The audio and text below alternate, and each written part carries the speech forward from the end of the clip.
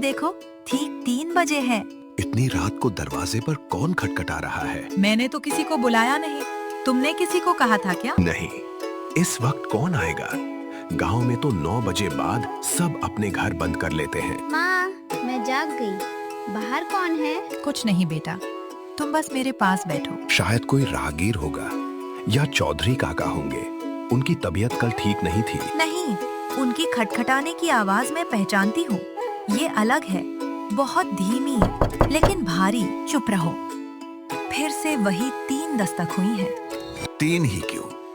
हर बार 3 ही क्यों? बाबा, कोई खेल रहा है क्या? नहीं बेटा, ये खेल नहीं है। कौन है? नाम बताओ।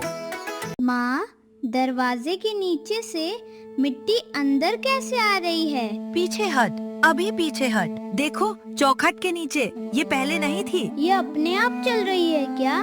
नहीं, हवा से आ रही होगी। नीचे दरार है। इतनी भारी मिट्टी हवा से नहीं आती। रुको, मैं दरवाजा खोल कर देख।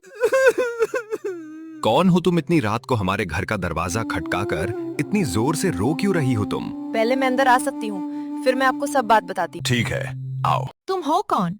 और इतनी रात में तुम हमारा दरवाजा इतनी जोर जोर से क्यों खटका रही थी? शांत हो जाओ। हम तुमसे कुछ कहे थोड़ी ना रहे हैं, पूछ ही रहे हैं। अच्छा, अब चुप हो जाओ।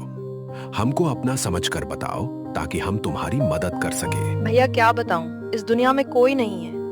2 साल पहले मेरे पति गुजर गए और अब मेरे बेटा हॉस्पिटल में एडमिट हूँ मैं।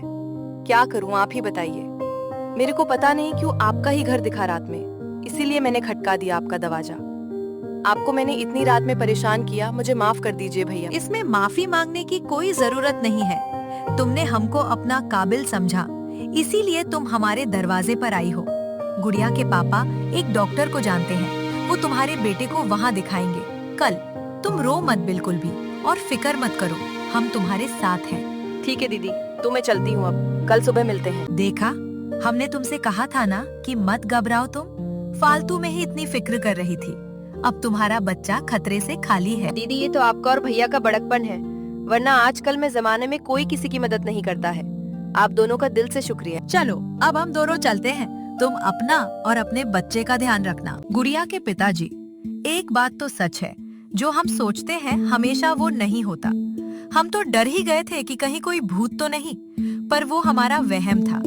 अगर आप कल भूत के डर से दरवाजा ना खोलते तो किसी की संतान उसके हाथ से चली जाती। हाँ गुड़िया की माँ, तुम बिल्कुल सही बोल रही हो।